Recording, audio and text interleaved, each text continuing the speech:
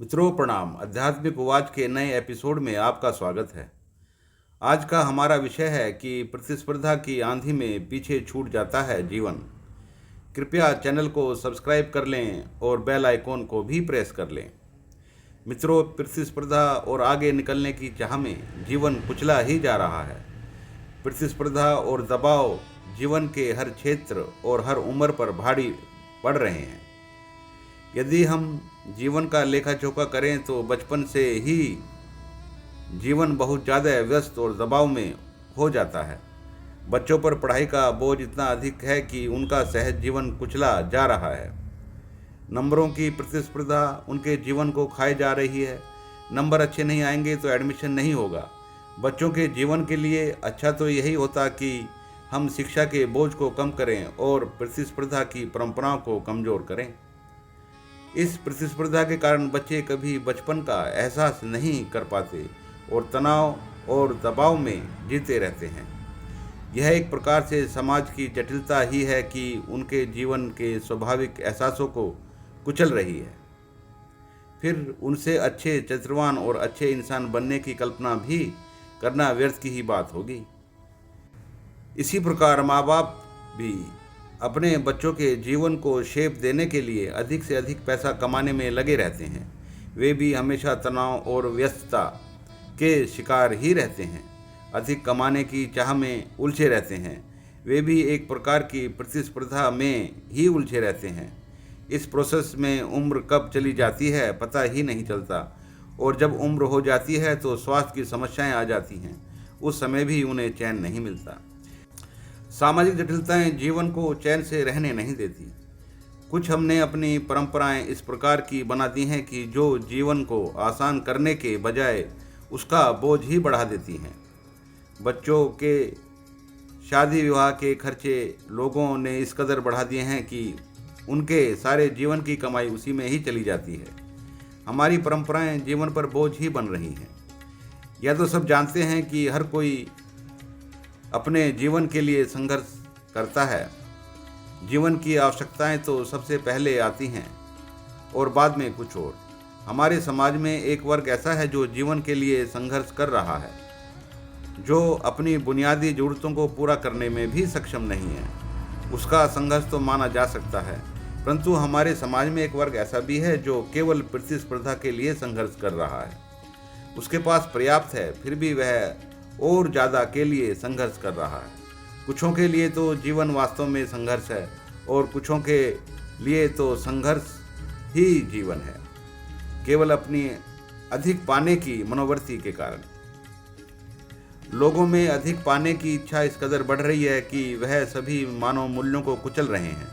प्रत्येक सेक्टर में आपाधापी मची हुई है, लूट खसोट मची हुई है। आम आदमी तो केवल इन लोगों का शिकार ही हो रहा है। हर क्षेत्र में, चाहे वह स्वास्थ्य का हो, शिक्षा का हो या व्यापार का हो, हर तरफ एक प्रकार से लूट खसोट ही मची हुई है और ज़्यादा के लालच में रात दिन लगे हुए हैं। भौतिक संसार जीवन पर इतना अधिक हावी हो चुका है कि जीवन के आंतरिक एहसास अपना मूल खोते जा रहे हैं। हर किसी को लगता है कि अधिक से अधिक पैसा ही जीवन के सुख का स्रोत है। हालांकि यह भाव मिथ्या ही है, फिर भी सारा संसार इसी भौतिक दुनिया में ही व्यस्त है। यह तो सही है कि असुरक्षा आदमी के जीवन पर हावी होती है, इसलिए जीवन जीने के लिए आर्थिक व्यवस्था का होना आवश्यक है। परंतु आर्थिक व्यवस्था को आगे बढ़ाने के लिए जीवन का शोषण करना तो ठीक नहीं लगता। तेजी से विकास का क्या मतलब है?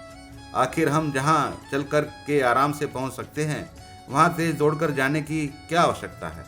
अपना सुकून खोने की क्या आवश्यकता है? जीवन पर अनावश्यक दबाव बढ़ाने की क्या आवश्यकता है?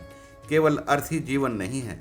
हाँ, अर्थ जीवन जीने का एक साधन है, परंतु साधन कभी साध नहीं बन सकता, और यदि साधन साध बन जाता है तो जीवन का मूल्य समाप्त हो जाता है। आराम से शांति से बैठना और जीवन का एहसास भी उतना ही जरूरी है जितनी कि एक स्वस्थ आर्थिक व्यवस्था। जो व्यक्ति टारगेट बना करके आगे बढ़ता है तो समझो वह जीवन के लिए एक बड़ी उलझन पैदा कर रहा है। जो व्यक्ति मंजिल को निश्चित कर लेता है तो उसे हमेशा मंजिल पर पहुंचने की ही चिंता रहती है। हालांकि जीवन की तो कोई मंजिल नहीं। जीवन तो एक सतत बहने वाली शांत नदी की तरह ही होता है। उसमें तो उथल पुथल मचाने वाली आपकी लालसा और अधिक पाने की इच्छा ही होती है। यदि जीवन को सहजता से जिया जा सकता है तो फिर उसकी जटिलता बढ़ाने की आवश्यकता क्या है।